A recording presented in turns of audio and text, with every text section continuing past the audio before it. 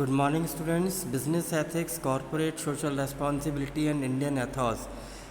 आज के इस ई लेक्चर के सेशन में आप सब बच्चों का स्वागत है। तो बच्चों, आज अपन यूनिट नंबर 5 का लेक्चर नंबर 42 पढ़ेंगे और ये जो टॉपिक है अपना ये है रैशनल ब्रेन। तो चलिए स्टार्ट करते हैं। रैशनल ब्रेन होता क्या है?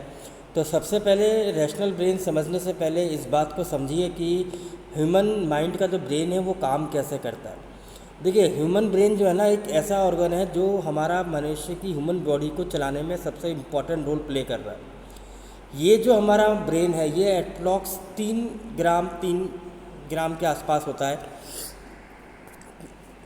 और इसके अंदर आप देखिए कि बिलियंस ऑफ न्यूरॉन्स हैं और इतने ही ज़्यादा इनके कनेक्शंस हैं। आप इसको इस बात से समझ सकते हैं कि आपकी जो भी एज है, जो भी अभी आपकी एज है, उसमें आपने कितनी सारी चीज़ें आपने सीखी हैं, कितनी सारी चीज़ें आपको याद है और हर चीज़ आपके ब्रेन के अंदर स्टोर है।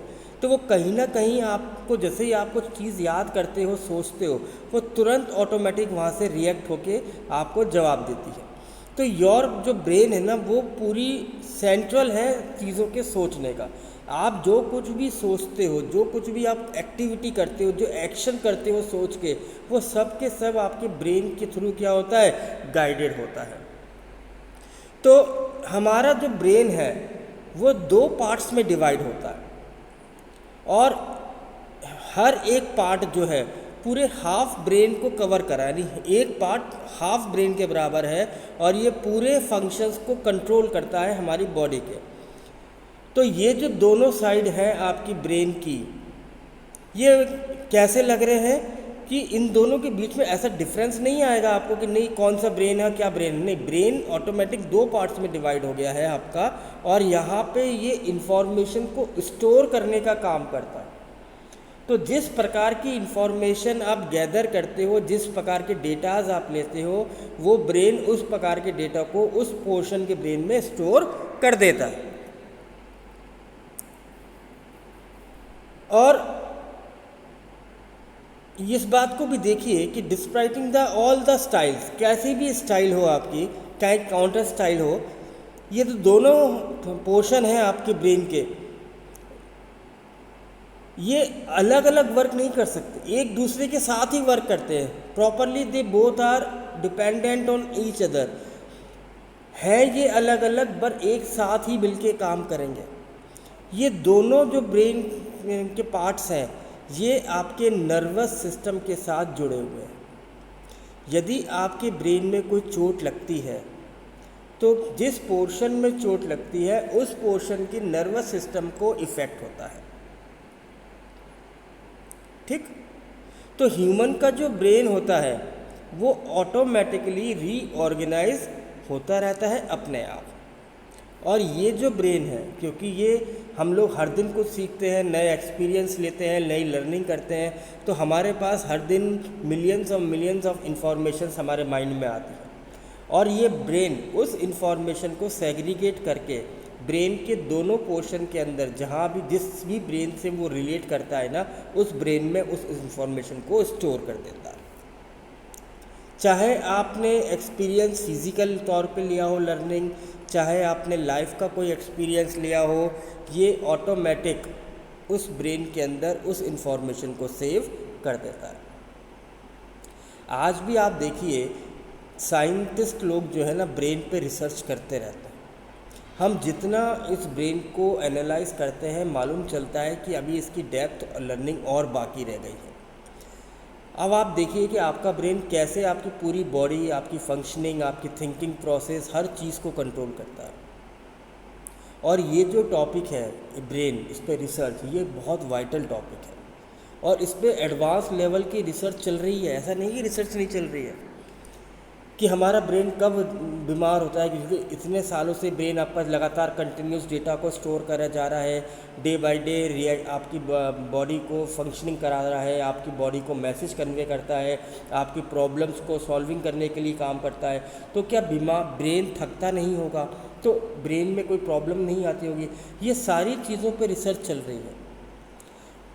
कैसे ब्रेन को दिक्कत आती होगी, कैसे ब्रेन ऑटोमेटिकली उस चीज़ को रिकवर कर लेता है, कैसे ब्रेन अगेन से फ्रेश होकर वापस से फंक्शनिंग स्टार्ट करता है, ये सारी चीज़ें देखिए कैसे ब्रेन कर रहा है।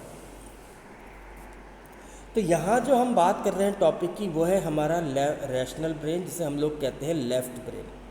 तो ये जो ओवरऑल अपने तो भी आने वाले 2-3 लेक्चर्स आएंगे, जैसे अभी अपन रैशनल ब्रेन की बात कर रहे हैं, नेक्स्ट लेक्चर अपन राइट ब्रेन की बात करेंगे, हॉलिस्टिक ब्रेन की, फिर अपन देखेंगे कि रैशनल ब्रेन और राइट ब्रेन के बीच में डिफरेंसेस क्या होते हैं। पर सबसे पहले अपन ये समझते हैं कि राइट लेफ़्ट ब्रेन होता क्या है। देखिए, आपको ये पिक्चर नज़र आ रही होगी, इस पिक्चर में आपको दिखाई दे रहा है ब्रेन के 2 पार्ट्स हैं, एक है लेफ़्ट ब्रेन, एक है राइट ब्रेन।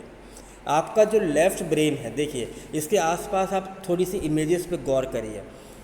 सैटेलाइट है, atom, nuclear, solar system, chemicals, scale.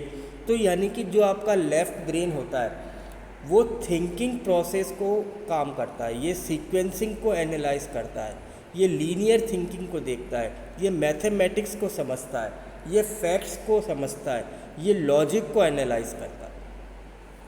और यदि आप यहाँ पे राइट ब्रेन को देखिए, तो राइट ब्रेन में देखिए आपको एक जगह ब्रश दिखाई दे रहा है, पेंसिल दिखाई दे रही है, ग्लोब दिखाई दे रहा है। तो बेसिकली जो आपका राइट ब्रेन है, जिसे हम लोग होलिस्टिक ब्रेन भी कहते हैं, ये आपके इमेजिनेशन पे काम करता है, आपकी इंट्यूशन पे काम करता है, ये रिदम को समझता है, ये एक होलिस्टिक थिंकिंग यानी संपूर्ण विकास को लेके चलता है, ये आर्टिस्टिक होता है। तो इन दोनों को अगर आपने सुना और समझा तो ये समझ में आ रहा है कि हमारा जो ब्रेन हमने ऊपर पढ़ा 2 पोर्शन में डिवाइड है, लेफ़्ट और राइट। लेफ़्ट ब्रेन को हम लोग कहते हैं रैशनल ब्रेन, क्योंकि ये सीक्वेंस पे, मैथमेटिक्स पर, फैक्ट पर, लॉजिक पे काम कर रहा है। और जो राइट ब्रेन है वो हमारी फीलिंग्स को लेके देखता है, हमारी इमेजिनेशन पे वर्क करता है, हमारी इंट्यूशन पे वर्क करता है, हमारे रिदम पे वर्क करता है, क्रिएटिविटी पे वर्क करता है, आर्टिस्टिक नेचर पे वर्क करता है।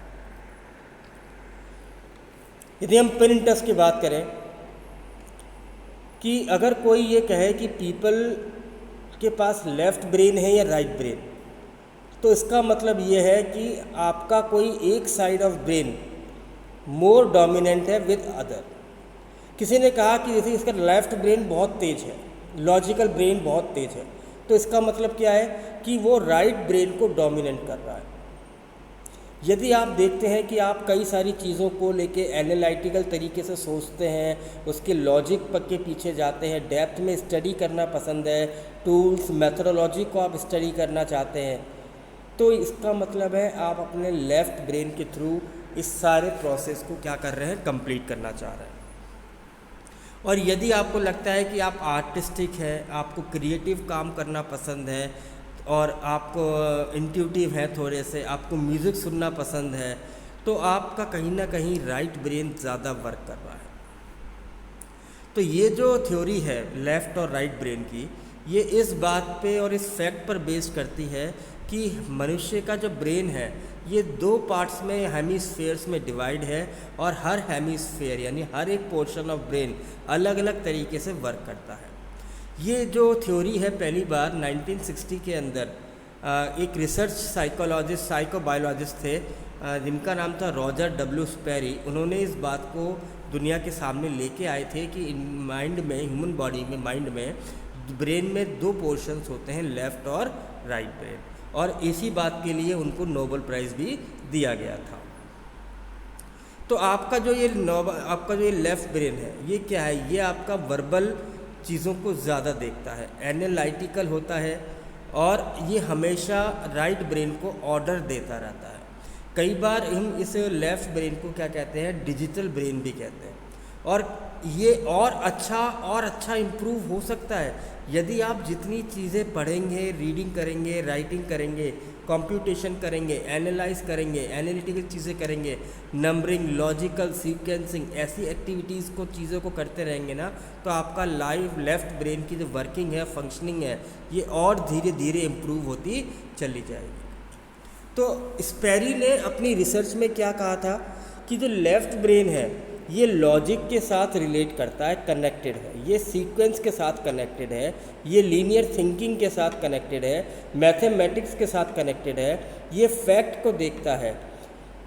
तो ये स्पेरी ने इतनी रिसर्च में इस लेफ्ट ब्रेन के बारे में बताया था।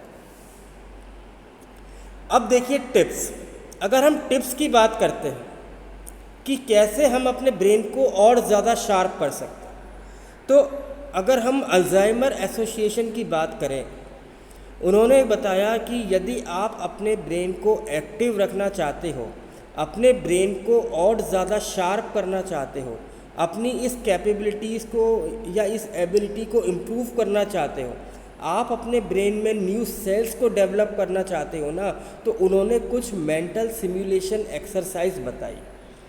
इन एक्सरसाइज से क्या होगा, आपका जो लेफ़्ट ब्रेन है वो और ज़्यादा स्पीडली फंक्शनिंग करेगा, आप और ज़्यादा एनालिटिकल थिंकिंग में जाओगे, आप और ज़्यादा लीनियर थिंकिंग करने लगोगे, आपको नंबर्स और अच्छे लगेंगे, आपको फैक्ट्स में काम करना आएगा।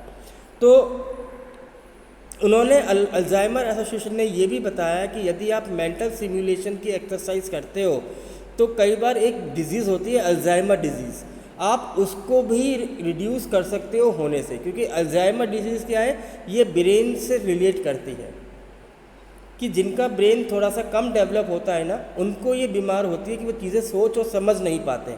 तो यदि आप मेंटल सिमुलेशन एक्सरसाइज करोगे तो आपके इस अल्जाइमर डिजीज़ के होने के जो खतरा है इसको भी आप रिड्यूस कर सकते हो। तो यहाँ हम आपको कुछ टिप्स के बारे में बात करेंगे। सबसे पहला टिप्स आता है, देखिए कि आप दिन में कितने भी बिज़ी हों पर कुछ समय आप रीडिंग को दीजिए, हो सके तो राइटिंग भी करिए, और यदि पॉसिबल हो तो रीडिंग और राइटिंग दोनों काम करिए। रीडिंग और राइटिंग करने से होता क्या है कि आपका जो ब्रेन है वो चीज़ों को पढ़ के लिखेगा, पढ़ेगा, समझेगा, तो आपका जो मेंटल सिमुलेशन है यानी ब्रेन की काम करने की जो स्थिति है ना, वो और धीरे धीरे बढ़ती चली जाएगी। दूसरा, कभी भी लर्निंग को स्टॉप मत करिए। अगर आपकी क्लासेस चल रही हैं तो उस क्लास को प्रॉपर तरीके से लीजिए, अपने लेक्चर को सही तरीके से सोचिए, समझिए, और हो सके तो लेक्चर सुनते वक्त अपने खुद के नोट्स भी बनाइए। जब आप अपने टीचर की बात सुन रहे हैं, उसके लेक्चर को सुनते सुनते आप खुद अपने ब्रेन को यूज़ करते हुए अपने नोट्स क्रिएट करते हैं, तो ये आपके अंदर स्किल्स भी डेवलप करेगा, टॉपिक समझने में भी मदद करेगा, और आपका ब्रेन की फंक्शनिंग भी धीरे धीरे क्या होगी, शार्प होती चली जाएगी। ऐसे ही ब्रेन सिमुलेशन या मेंटल सिमुलेशन के अंदर उन्होंने बताया कि क्रॉसवर्ड, सुडोकू, इस तरीके के कई सारे पजल्स गेम आते हैं। देखिए सुडोकू गेम जो होते हैं ये तो कई बार आपने देखा होगा, अखबारों के अंदर भी आते हैं, आपने मैगजीन्स में भी देखा होगा। आजकल तो मोबाइल, एंड्रॉयड मोबाइल्स और आईफोन का ज़माना है, तो आप प्ले स्टोर से भी ऐसे गेम्स को डाउनलोड कर सकते हैं। तो कोशिश करिए ऐसे चैलेंजिंग क्रॉसवर्ड पे काम करने की, सुडोकू गेम खेलने की, नंबरिंग गेम खेलने की, जहाँ पे आपके लेफ़्ट ब्रेन को ज़्यादा वर्क करना पड़े, ज़्यादा एनालाइज करना पड़े, तो आप अपने ब्रेन को और शार्प कर सकते हैं। इसके अलावा मेमोरी गेम्स खेलिए, बोर्ड गेम्स खेलिए, कार्ड गेम्स खेलिए, वीडियो गेम्स खेलिए, जिसके अंदर ब्रेन को सोचना समझना पड़े, ऐसे गेम को आपको खेलना है, ताकि आप अपने ब्रेन को और फंक्शनिंग और उसको और सोचने पे मजबूर करो और उसकी फंक्शनिंग या इसकी कैपेसिटी को इंक्रीज़ कर सको। और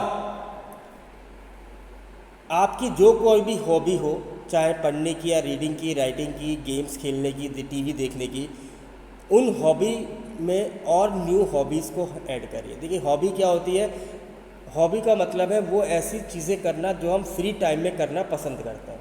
तो अपने इस फ्री टाइम के अंदर आप ऐसे अदर एक्टिविटीज़ को भी करिए जिससे आपको ब्रेन को ज़्यादा काम करना पड़े। तो यही बच्चों आज का टॉपिक था रैशनल ब्रेन पे लेके। आई होप कि आपको समझ में आया होगा। Thank you very much.